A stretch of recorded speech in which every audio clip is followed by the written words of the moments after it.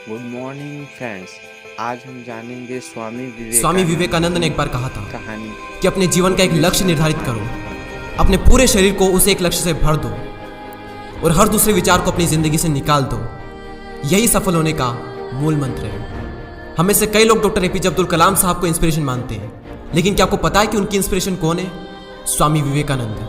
और सिर्फ यही नहीं, बल्कि निकोला टेस्ला, सुभाष चंद्र बोस, लाल बहादुर शास्त्री और भी कई सारे ऐसे लीजेंड्स हैं जिनकी एक बार स्वामी जी को नदी पार विवेकानंद और वो नदी के पास में खड़े थे। तभी एक साधु ने आकर उनसे पूछा, क्या आप ही स्वामी विवेकानंद हो? स्वामी जी ने जवाब दिया कि जी हाँ, मैं ही स्वामी विवेकानंद हूँ। तभी साधु ने पूछा कि स्वामी जी आप यहाँ पर क्या कर रहे हो? स्वामी जी ने कहा कि मुझे नदी पार करना है और मैं नाव का इंतजार कर रहा हूँ। तभी साधु ने कहा कि तुम इतने बड़े इंसान हो, कई सारे लोग तुम्हें अपनी प्रेरणा का स्रोत मानते हैं और तुम एक नदी पार नहीं कर सकते।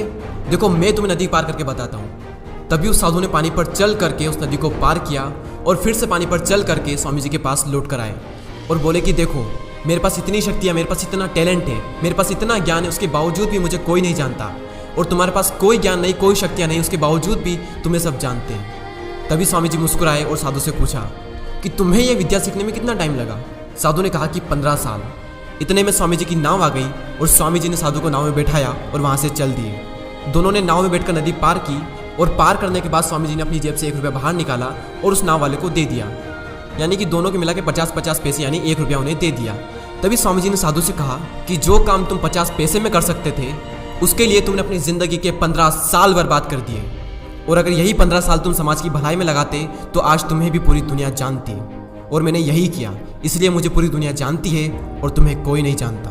और स्वामी जी ने साधु से कहा कि तुम्हारी तरह कई सारे लोग ऐसी चीज़ों में अपने दिन, हफ्ते, महीने, साल लगा देते हैं जिनका उनकी ज़िंदगी में कोई मतलब नहीं निकलता।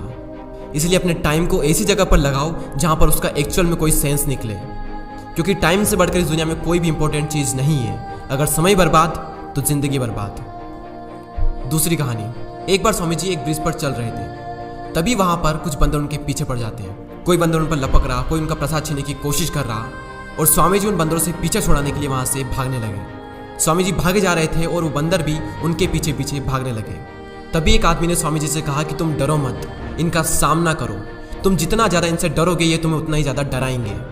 तभी स्वामी जी पीछे मुड़ते हैं और आंखें निकाल कर उन बंदरों पर जोर से चीखते हैं और तभी सारे बंदर वहाँ से दुम दबाकर भाग जाते हैं। और उन्हीं बंदरों की तरह होते हैं हमारे नेगेटिव थॉट्स, जिनसे हम डरते हैं। और जितना ज़्यादा हम इनसे डरेंगे ये हमें उतना ही ज़्यादा डराएंगे।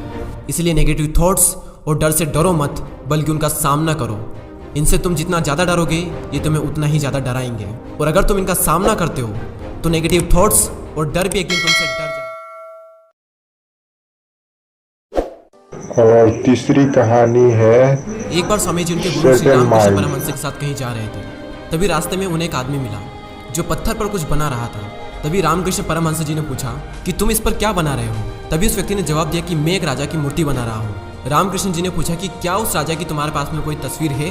तभी उस मूर्तिकार ने कहा कि नहीं, मेरे पास उनकी कोई तस्वीर नहीं है। तभी रामकृष्ण जी बोले कि अगर तुम्हारे पास उनकी कोई तस्वीर नहीं है तो फिर तुम उनकी मूर्ति कैसे बना सकते हो? तभी उस मूर्तिकार ने जवाब दिया कि भले ही मेरे पास उनकी कोई तस्वीर नहीं है, लेकिन मेरे दिमाग में उनकी स्पष्ट तस्वीर छपी हुई है। और कुछ ही देर बाद उस मूर्तिकार ने राजा की सुंदर मूर्ति बनाई। दृश्य अपनी आंखों से साफ देख रहे थे और तभी कि अगर कोई भी इंसान अपनी जिंदगी में कुछ भी पाना चाहता है तो उस मुकाम की माइंड में एकदम क्लियर होना चाहिए। मोटिवेशनल वीडियो के लिए लाइक